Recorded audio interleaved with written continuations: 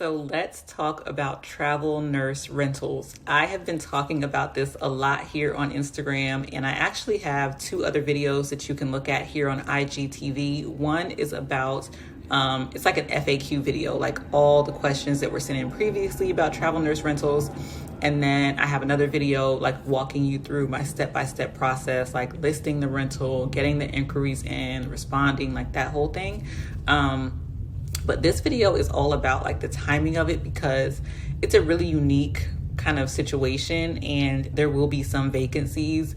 And I want to be really honest and transparent about that in case you're considering using this rental strategy. So with travel nurse rentals, it is a short-term rental. So travel nurses, they are going to be rotating from city to city, usually every 3 months. It could be a little longer, but on average, it's about 3 months that a travel nurse will be staying in your place.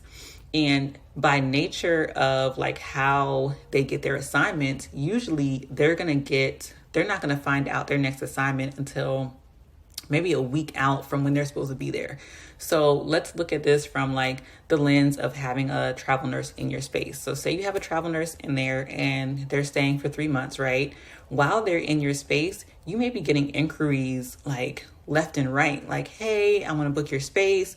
And when you talk to the incoming inquiry, the person who sent it in, they may want it. They're like, hey, I want to book your space and I'm going to be there in like 3 days, or I'm going to be there in a week, or I'm going to be there tomorrow. Like we've gotten all kind of inquiries ranging from, is it available tomorrow to like 3 days from now, 5 days, 7 days. A lot of times it's really last minute. And so what you'll find is that while your space is occupied with the travel nurse, you may be getting inquiries that you can't say yes to because you already have a renter. So on the flip side of that, once your travel nurse that's currently in there, once they leave, there could be a lag where you're not getting any inquiries, or maybe you had somebody that wanted to stay, but the dates just didn't line up, right? They may have needed to start staying on April 10th, but your current travel nurse didn't leave until April 13th, right? And so you had to say no to that person, and now you're gonna have to wait for someone else where the dates align.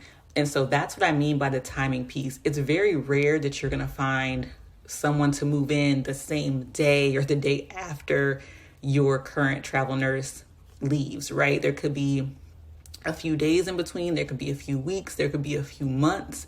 And so right now, like what we're doing is we have it listed on 2 different travel nurse rental sites. One is called Furnish Finder and one is called Transplant Housing.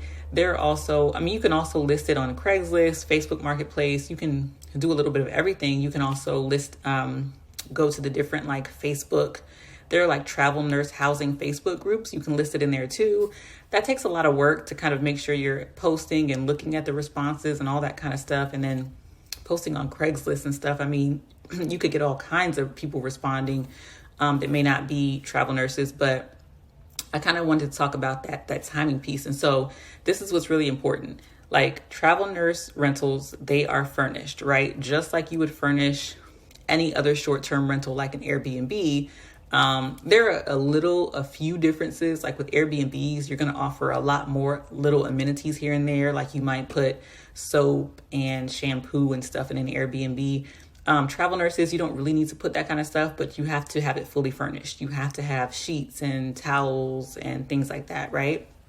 So here's the thing. If you run into a situation where, a travel nurse moves out and you don't have anyone moving in for another month or so, it's a great opportunity to then put it on Airbnb or put it on, sites like Peerspace where you can rent it out for photo shoots and things like that. So, and I will put the links for Peerspace, and I'll put the links for the 2 travel nurse sites that I mentioned. I'll put it in the comments. But yeah, it's a unique situation because, like I said, the timing is not going to always align. But since it's already furnished, you can easily just rent it on other sites that require furnished listings while you wait. So there are lots of pros and cons to doing,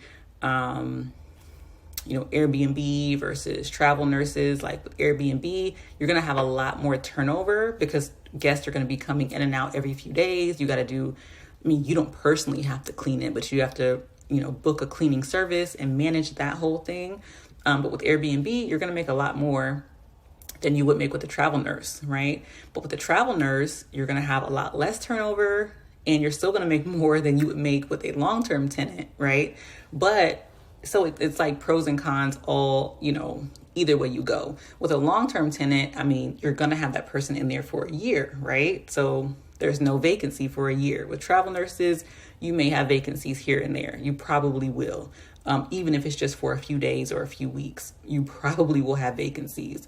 But then you also have the opportunity, since it's already furnished, to basically supplement with listing it on like Airbnb or other sites like Peerspace in between.